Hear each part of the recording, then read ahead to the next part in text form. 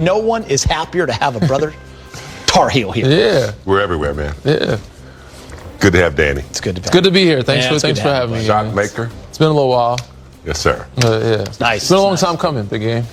You two together. To it. Man, every time you made a shot, it was on the highlights. He would yell Tar Heel every time. All right, we get things started with some positive news on the injury front for the purple and gold. Both Luka Doncic and Marcus Smart are both available for tonight's matchup in Memphis. Luka has missed the last 3 games with multiple injuries, while Marcus Smart has been out of action for the last 2 with a quad contusion. For more, let's check in with Mike Trudell joining us from Memphis. Mike.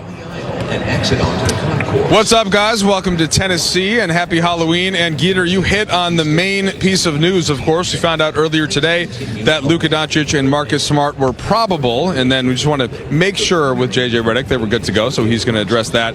And just wondered kind of what that process was like.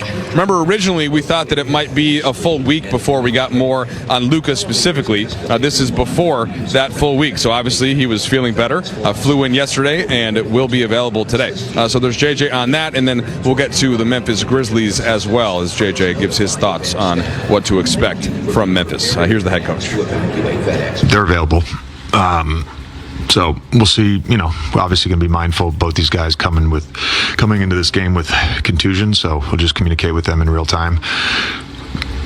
You know, Luka got on a plane yesterday, got here. A bunch of us went to the gym with him last night and got some work in, and you know, Marcus was still, I think, progressing as of this morning, but felt really good about our shoot around. So just glad to have those guys back. You won 2 tough road games, obviously without Luka, and found you were pretty impressed, I guess, by the play. Just having him back, though, how does that impact things for the positive, and how do you keep doing the things that you were doing? I look at it this way: nothing's going to change for us. We have to start with playing hard. What stands out most about Memphis to you? You know, they've had different iterations of their offense over the last season and the start of this season. Didn't run a lot of plays last year, very concept-based. Then after they made the coaching change, started running more pick and rolls. Running more stuff this year. I think their loop set is hard to guard. They got a lot of options on it, and part of the reason they're hard to guard is just John and Jaren Jackson Jr. are so good. They're all stars, and you know, a lot of the themes we've had over the last week and change in terms of game planning apply to tonight, and you know, we have to do a really good job of getting back and getting our defense set. Ja is, you know, so dynamic in transition, in early offense, and you know, I think he's top 10 in the league in paint field goal attempts, and has been up at the top of the leaderboard every year he's been healthy in paint points despite being a guard. So he's got to see bodies, and that's how we played for the last week. All right, there is JJ Redick. And Geeter, I mean, look, we all know how great Austin Reeves was this last week, carrying the weight without not just Luka, but without Marcus Smart, without Gabe Vincent, and of course without LeBron. And I mean, what didn't he do?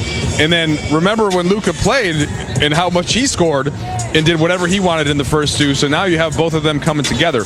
That's a lot for Memphis to worry about on the scouting report. So we'll see how that plays out here in Memphis. Great news from Mike Trudell. Happy Halloween. Appreciate that, Michael. And we'll be talking later in the show. So Luka and Marcus Smart available and back. Let's talk Luka and what this means to the team after missing the last 3 games. Remember, such a scorching start for Luka. I know it was only 2 games, but the last time we saw him big game, he dropped 49 in a win against Minnesota. Yeah, Luka's the main ingredient. You know, he's the point guard. He's the guy that enhances everybody around him. So they still are in the midst of, you know, trying to figure things out with Luka. Him getting used to certain players, especially guys like Ayton. So having him back, you know, his production is, you know, we expect that automatically. He gets, you know, 35, 40. But the idea that he's out there, you know, enhancing the players around him. Having a strong threat, the way he collapses defenses and gets other people involved, it was big. And also Marcus Smart as well. with his defensive agenda. Danny, when a big dog comes back, like Luka, how does that change how everyone else plays? It changes a lot. I mean, I know I want to bring up Philly, but when Joel was out, playing with them and playing without them is it's a totally different story. But as we've seen in the past, or the game that they lost in Portland, where JJ said, hard to run offense when you don't have ball handlers. This is the perfect time for AR to have some help with handling the ball, setting the table, to have somebody, not only just somebody, but a Luka Doncic somebody to, lighten the load for you. Because even though AR has been on a streak and he's been on a heater, he did look a little fatigued last game against Minnesota, like he was tired and worn down. This is the perfect time for a guy like Marcus Smart to be able to bring the ball up and get him off the ball some, and Luka Doncic to give AR just a little bit of a break. But with them two playing the way they're playing, I think it's going to be a fun night to watch. And speaking of AR, James has got to talk a lot about him, so I'm going to start with you on this one. He continues to thrive when given these opportunities. I can go back to his rookie year. They're not making the playoffs. It's the last game of the year.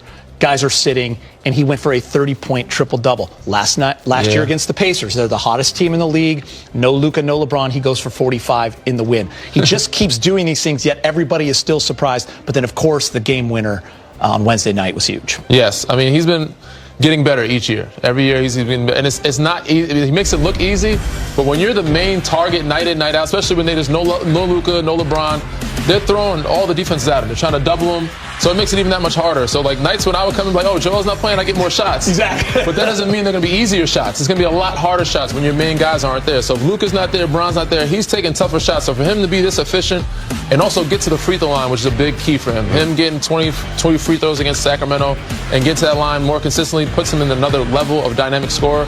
But he's been unbelievable, man, on this heater, and I'm happy for him because, extension time is coming up soon, and I'm sure he's going to be happy about that number. The bag is getting bigger. 16 assists as well. To be able to drop dimes and that kind of efficiency is just amazing. I mean, this guy came from a town that was 1,200 people. 1,200 people. Very small town. And, with very little offers for college. Didn't get any attention. Went to Wichita State, then I think went to Oklahoma. Undrafted. So this is the perfect story, man. He's earned it, and he believes in himself because he's put the work in. He's an amazing teammate, and he gets targeted on the defensive end too. As much pressure as they put on him when he has the ball in his hands, they try to tire him out by putting bigger players to go at him.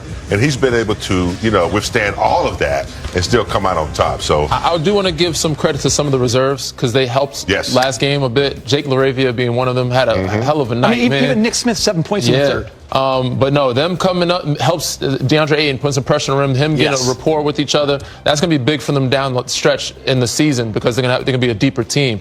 But, Jake LaRavia shooting and making some shots, making it easier for Austin. So those guys have really stepped up with some of those guys being out with, Jackson Hayes out for a game or so, Marcus Smart, Luka Doncic, Bron, all those guys being out.